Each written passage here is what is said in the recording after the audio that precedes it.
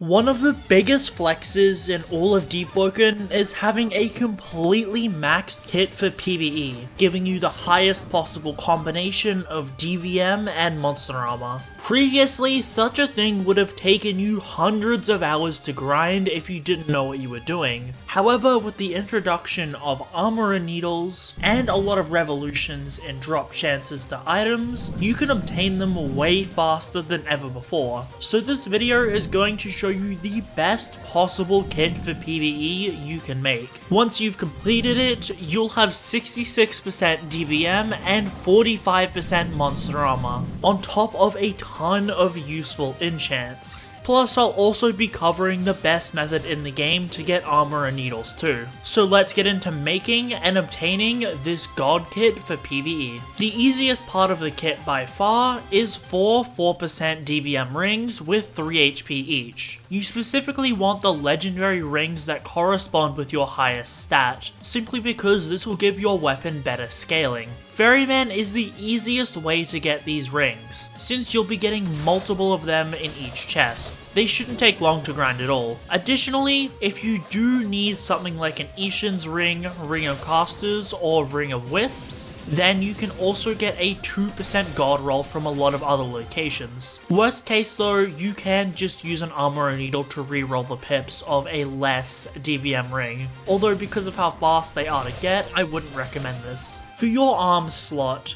by far the best option is the Pathfinder Elite. Now, while this equipment doesn't have the best possible pips, the thing that determines an item's stats, it has an innate 5% DVM. This means it's better than the secondary option, which would be a Diver's Light Plate. However, the main issue is getting a 3-star Pathfinder Elite. The only real consistent way to do this is the chests on wave 50 of the Diluvian, since killing squibbos or doing hell modes is unlikely to get you a 3-star one. The other issue is, because this has the most pips of anything in the kit, you probably won't get a god roll one very easily, meaning that you'll likely spend the most needles out of any other piece of equipment on the Pathfinder Elite. For the legendary pips, you want to put them all on DVM, giving you 6%, plus the innate 5%, and an additional 5% if the equipment is drowned. This will give the arms 16% DVM in total. For the 4 rare pips it has, you want to put them all on Monster Armor for a total of 21. Again, you'll get 5% more from drowned. Overall, this makes your arms insanely powerful, giving you a good mix of DVM and Monster Armor. Now, the next 2 items can both be obtained at Primadon. You want to get Star Boots, which have 2 legendary and 4 rare pips. Sadly, you can't get Monster Armor on boots, so you'll allocate DVM to every single pip, except for 1 rare one, which you can just put on health if you want. Then the other item is a Vigil Hood. This also has 2 legendary and 4 rare pips, although unlike the boots, it can get Monster Armor, so you'll want to put Monster Armor on every rare pip this helmet has, and then put the remainder DVM on all the legendary pips, giving you 6 in total, resulting in a helmet with 16 Monster Armor and 6 DVM.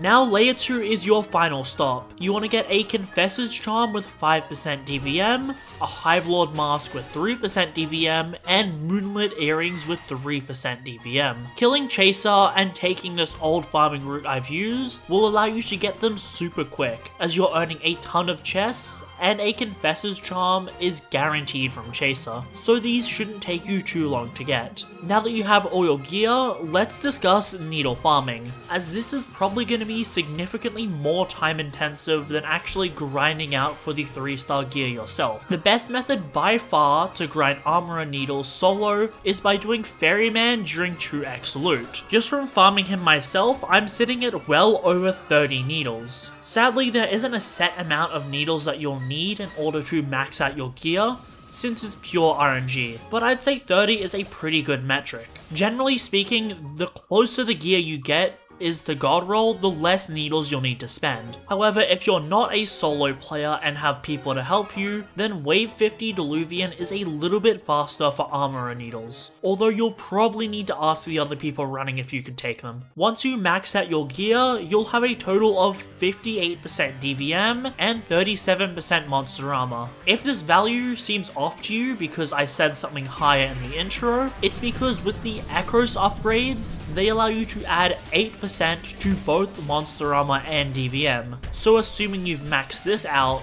while it's not displayed in game, you will in fact have a total of 66% DVM and 45 monster armor, which is insane. Plus there is additional stats that the armor gets as well. You'll be getting 28 HP just from the items being 3 stars, and you'll also get a ton of physical and elemental armor, as the monster armor pips give you a lot of different resistances. However, if you don't care about monster armor and just want to purely get the highest DVM stat you can, then 72 is the absolute highest. On screen right now, I'll have the damage values for 0 DVM, 66% DVM, and then finally the maxed out 72% DVM. This should show you just how much higher damage you can be dealing with a good kit on. Okay, now let's go over enchants. You have 3 slots for enchants on your build, since you can enchant both your helmet, arms, and boots. One of the slots is always going to be drowned. Just because of the stat buffs drown gives, it's way too good to pass up on. Viscosity is the second enchant that you'll most likely be running.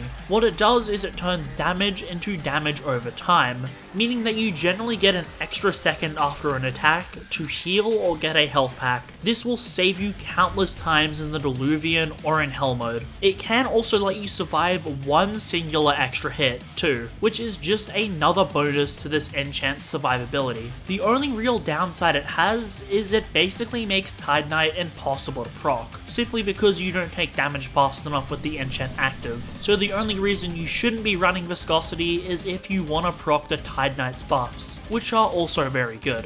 Ferocity is the next enchant. On proc, it gives you a speed boost and damage reduction based on your tempo. This enchant will basically always give you the maximum possible effects in PvE, since you can easily gain tempo from damaging bosses or proccing Grand Feast. The exact damage reduction and speed buff values aren't unknown, but seeing as you're taking less damage for pretty much free, there's no reason not to run it. Now if for whatever reason you don't want to run Viscosity or Ferocity, there is actually something else that I believe is a sleeper enchant. Hear me out, Bounce. If you don't know what it does, it gives a 20% chance to knock back an attacker on hit. This is really good considering a lot of monsters have high multi-hit moves. Being able to knock back monsters buys you a second of time, which is very important considering you can land an M1 or Mantra. A lot of the time, this is usually all you need to survive, since you can posture break something or even health pack. While this is a little bit of a gimmick, if you don't want to run any of the enchants previously listed,